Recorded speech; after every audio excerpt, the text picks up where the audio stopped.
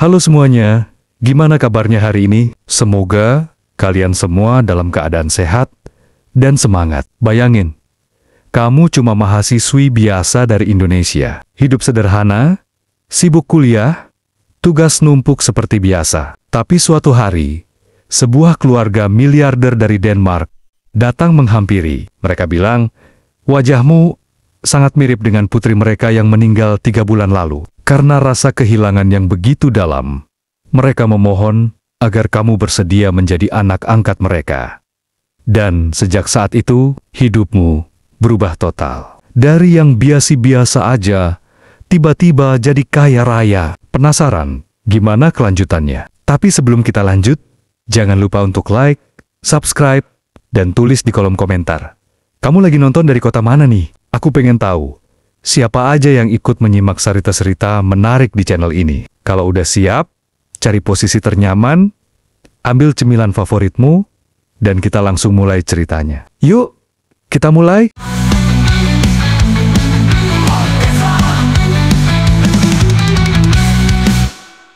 Musim semi baru saja menyapa kota kecil Kolding, Denmark. Pepohonan mulai menghijau, angin masih menggigit. Tapi matahari perlahan kembali menampakkan dirinya setelah musim dingin yang panjang. Di sudut jalan, sebuah kafe kecil dengan jendela besar dan papan menu tulis kapur tampak ramai. Namanya sederhana, Lille Cafe. Tempat ini jadi salah satu favorit Rahayu, mahasiswi asal Indonesia yang sedang menempuh studi master di bidang arsitektur. Rahayu duduk di dekat jendela dengan secangkir kopi hitam dan sebuah buku tebal tentang desain bangunan Skandinavia. Rambutnya diikat sederhana, jaket tebal tersampir di punggung kursi. Di sela-sela membaca, ia sesekali memperhatikan orang-orang yang lalu lalang di luar. Tak jauh dari situ, seorang wanita paruh baya berambut pirang duduk di meja seberang, menatapnya dengan ekspresi aneh antara kaget dan haru. Wajahnya tampak memucat, dan tangannya gemetar saat menggenggam cangkir teh. Rahayu mulai merasa diperhatikan. Ia melirik ke arah wanita itu, tersenyum kecil, lalu kembali ke bukunya. Tapi sang wanita malah berdiri dan menghampirinya. Maaf, kata wanita itu pelan, dalam bahasa Inggris beraksen Denmark. Bolehkah saya duduk sebentar? Rahayu mengangkat alis, bingung, tapi mengangguk sopan. Silakan. Silakan. Wanita itu menarik kursi dan duduk. Matanya terus menatap wajah Rahayu. Saya tidak tahu harus mulai dari mana, ucapnya. Suaranya bergetar. Tapi, wajahmu, kamu sangat mirip dengan putri saya. Rahayu mengerutkan kening. Oh, begitu ya, namanya Freja. Lanjut wanita itu. Dia meninggal 3 bulan lalu. Kecelakaan. Sejak itu, saya belum pernah melihat seseorang yang wajahnya begitu mirip dengannya. Sampai saya melihatmu. Rahayu terdiam, bingung harus merespons seperti apa. Saya turut berduka, Bu. Wanita itu tersenyum lemah. Maaf, saya jadi mengganggumu. Saya tidak ingin membuatmu tidak nyaman. Tapi, bolehkah saya tahu namamu? Rahayu, jawabnya. Saya dari Indonesia, lagi kuliah di sini. Rahayu, wanita itu mengulang pelan, seperti sedang mencicipi bunyi nama itu. Indah sekali. Saya Ingrid, suami saya, Henrik, ada di luar. Kami hanya lewat dan memutuskan mampir. Tak menyangka akan bertemu denganmu. Ingrid mengeluarkan foto kecil dari dompetnya. Di dalamnya, tampak seorang gadis muda berambut pirang, dengan wajah tirus dan mata lembut. Meski rambut dan warna kulit berbeda, Rahayu bisa melihat kemiripan bentuk wajah, senyum, bahkan sorot mata mereka. Saya tahu ini mungkin terdengar aneh, kata Ingrid perlahan. Tapi, bolehkah kami bertemu lagi? Tidak ada maksud buruk, hanya kami ingin mengenang putri kami lewatmu, meski hanya sebentar. Rahayu menatap mata wanita itu. Ada luka di sana, tapi juga kehangatan. Ia masih bingung, tapi hatinya tidak merasa terancam. Ia mengangguk pelan. Boleh? Tapi hanya untuk ngobrol ya. Ingrid tersenyum untuk pertama kalinya sejak duduk. Tentu, hanya ngobrol. Dan sejak pertemuan tak disengaja di kafe kecil itu, hidup Rahayu perlahan mulai bergerak ke arah yang tidak pernah ia bayangkan. Beberapa hari setelah pertemuan tak terduga di kafe, Rahayu menerima sebuah pesan di email kampus. Isinya singkat, tapi sopan. Halo, Rahayu. Kami harap kamu baik-baik saja. Kami ingin mengundangmu makan malam di rumah kami. Jika kamu bersedia, tidak perlu membawa apapun. Kami hanya ingin mengenalmu sedikit lebih dekat. Salam hangat. Ingrid dan Hendrik. Rahayu sempat ragu. Ia membaca ulang pesan itu beberapa kali sebelum akhirnya membalas. Terima kasih atas undangannya. Saya akan datang, tapi hanya sebentar. Ya, sore itu, ia naik bus menuju area perumahan elit di pinggiran Koleng. Udara sejuk dan langit sedikit berawan. Rumah yang dimaksud berdiri megah di balik pagar besi hitam, dengan taman depan yang terawat rapi dan jendela besar yang memancarkan cahaya hangat. Saat Rahayu tiba, pintu dibuka oleh Ingrid yang tersenyum penuh semangat. Kali ini, wajahnya tampak lebih tenang. Terima kasih sudah datang, Rahayu. Kami senang sekali kamu mau mampir, katanya sambil mempersilakan masuk. Di ruang tamu yang elegan dan penuh sentuhan seni klasik, Hendrik suami Ingrid berdiri dan menyambutnya. Senang, akhirnya bisa bicara langsung denganmu, ujarnya. Suaranya dalam, tapi lembut. Kamu punya aura yang mengingatkan kami pada Freja. Rahayu tersenyum kaku. Terima kasih, tapi saya harap saya tidak membuat Anda berdua terlalu berharap. Ingrid mengangguk pelan. Kami paham. Kami tidak ingin memaksakan apapun. Kami hanya ingin mengenang sedikit tentang Freja lewat kehadiranmu malam ini. Meja makan sudah disiapkan dengan anggun. Lilin menyala. Makanan khas Denmark terhidang termasuk beberapa menu vegetarian yang disiapkan khusus. Karena Ingrid ingat, Rahayu menyebutnya saat di kafe. Selama makan malam, mereka bercerita tentang Freja yang senang melukis, tentang liburan musim panas mereka di pantai Skyen, dan tentang rasa kehilangan yang belum juga reda. Kami tak bisa menggantikan dia, kata Hendrik menatap meja. Tapi rasanya seperti semesta mengirim seseorang untuk sekadar mengisi ruang hampa itu. Walau hanya sedikit, Rahayu mendengarkan, diam-diam merasakan sesuatu yang hangat tumbuh di hatinya. Ini bukan tentang uang atau status. Ada kesedihan tulus, dan ada cinta yang belum sempat tuntas. Saya senang bisa mengenal kalian, katanya pelan. Ingrid menatapnya. Air mata menggenang.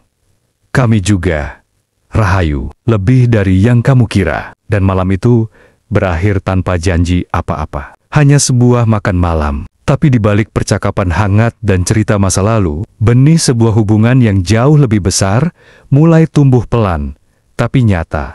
Sejak malam makan malam itu, kepala Rahayu terasa penuh. Ia tidak langsung menjawab tawaran Ingrid dan Hendrik. Bahkan, ia menghindari membalas pesan mereka selama beberapa hari. Bukan karena marah atau tersinggung, tapi karena ia benar-benar bingung. Di kamar asramanya yang sempit tapi rapi, Rahayu duduk di dekat jendela, menatap hujan yang turun pelan. Di hadapannya, segelas teh jahe yang sudah dingin, dan layar laptop yang tak kunjung dikerjakan tugasnya. Aku cuma mahasiswi biasa, gumamnya pelan.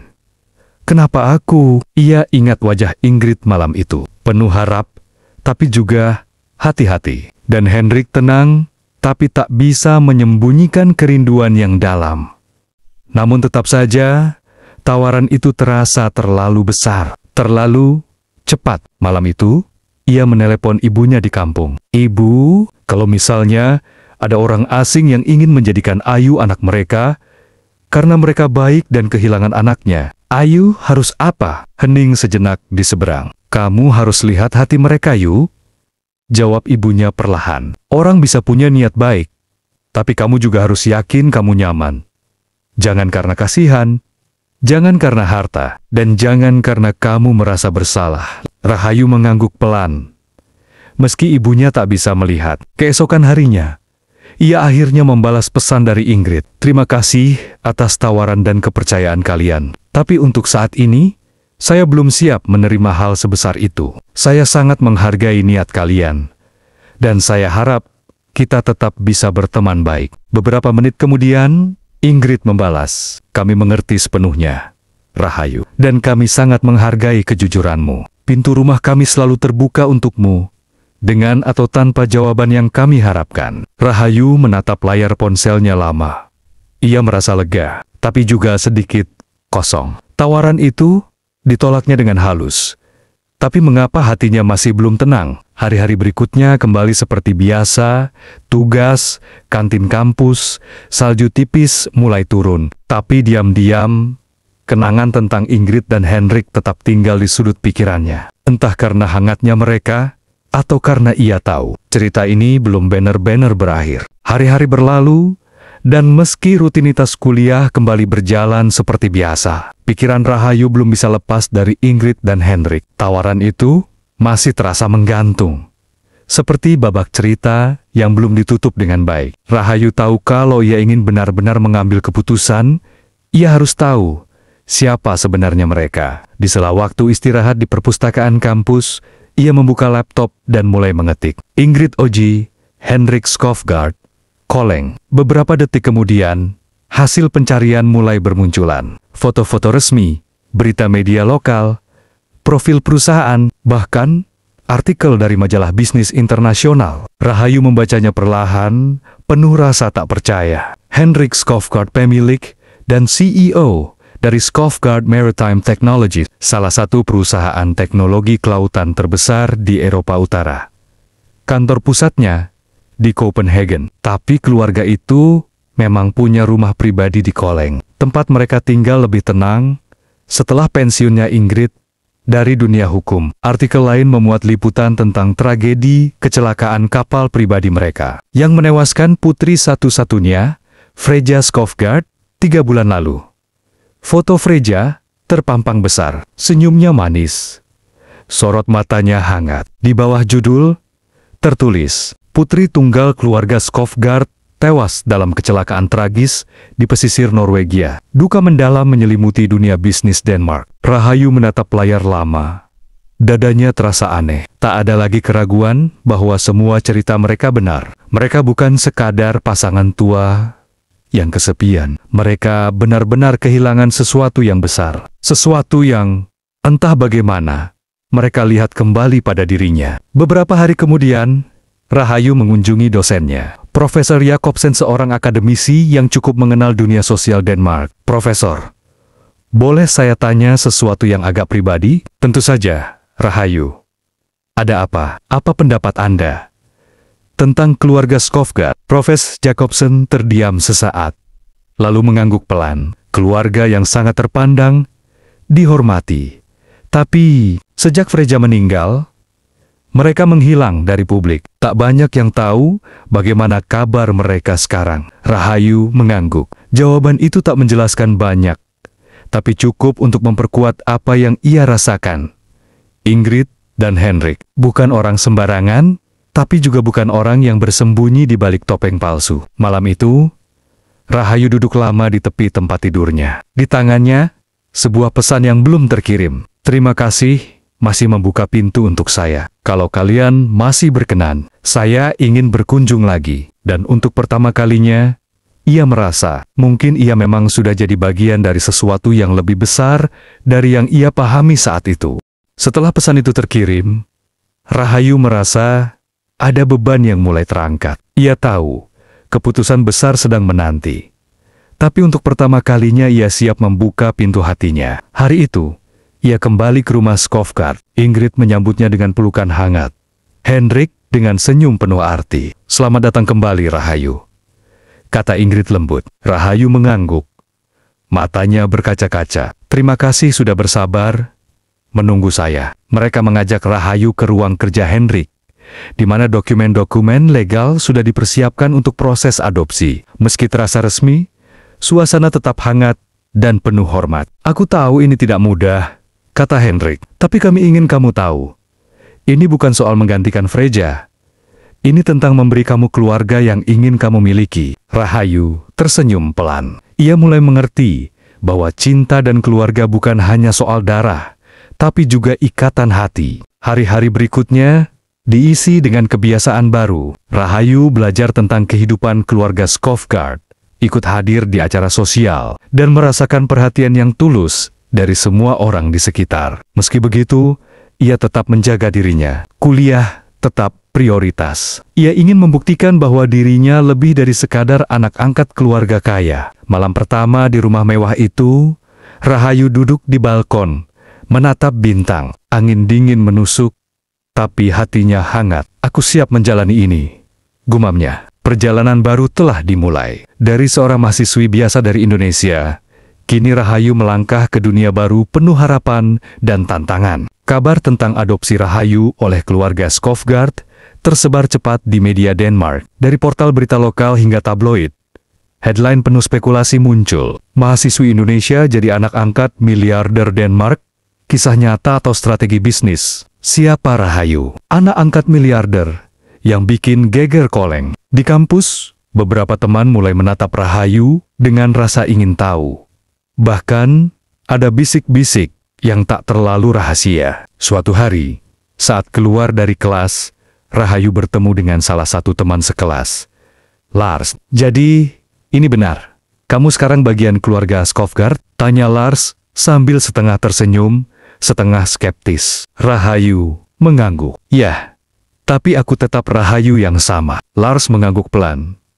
"Aku cuma penasaran, apa kamu baik-baik saja dengan semua perhatian ini?" Rahayu tersenyum tipis. "Ini berat, tapi aku harus kuat." Di luar kampus, media terus mengejar berita. Wartawan berdiri di depan rumah Skovgaard, mencoba mendapatkan komentar. Rahayu mulai belajar menghadapi pertanyaan sulit, menjaga batas antara kehidupan pribadi dan publik. Di satu sisi, ada rasa bangga karena mendapat kesempatan baru. Di sisi lain, ada tekanan untuk membuktikan diri, tidak hanya sebagai anak angkat miliarder, tapi sebagai pribadi yang berharga. Hendrik dan Ingrid selalu ada di belakangnya, memberikan dukungan. "Kamu bukan hanya bagian dari keluarga kami," kata Ingrid suatu sore. "Kamu adalah bagian dari masa depan kami." Rahayu menarik napas dalam-dalam. Ia tahu jalan ke depan tidak mudah, tapi sekarang ia punya keluarga dan kekuatan baru. Perjalanan ini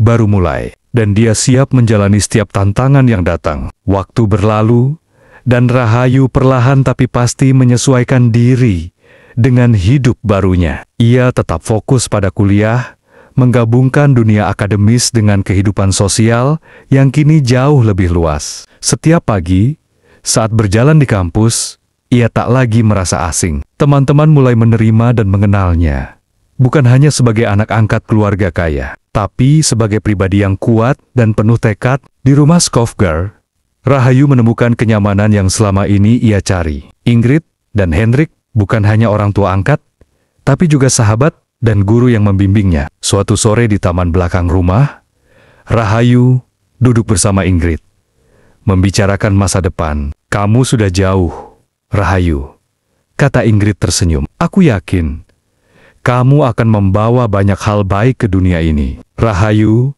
menatap langit senja. "Aku ingin membuktikan bahwa siapapun bisa mengubah nasibnya, asal punya keberanian dan hati yang terbuka." Hendrik bergabung dengan mereka, meletakkan tangan di bahu Rahayu.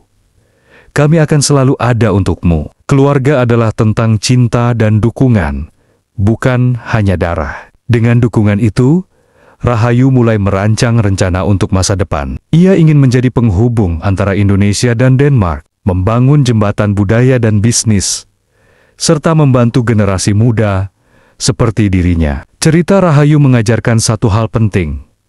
Hidup bisa berubah dengan cara yang tak terduga, dan kesempatan besar bisa datang dari tempat dan orang yang tidak pernah kita duga. Dari mahasiswi sederhana di sebuah kafe pinggir jalan di Denmark, kini Rahayu menjadi sosok yang menginspirasi banyak orang. Dan perjalanan itu baru saja dimulai.